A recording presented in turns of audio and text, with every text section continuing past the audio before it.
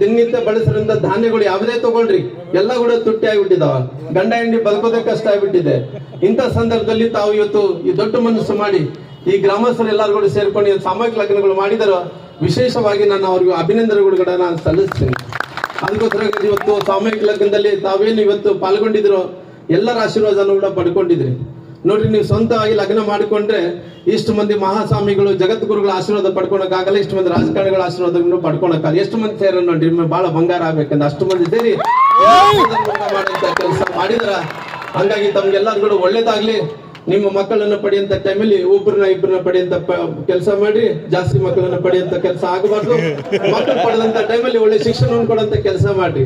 ಯಾರ್ಯಾರು ಇವತ್ತು ಲಗ್ನ ಮಾಡಿಕೊಂಡು ಹೋಗ್ತಾ ಇದ್ರೆ ನನ್ನ ತಂಗಿಯಂದಿರೆಲ್ಲರೂ ಕೂಡ ಓದಂತ ಮನೆಗೆ ಕೀರ್ತಿ ತರಂತ ಕೆಲಸ ಮಾಡ್ರಿ.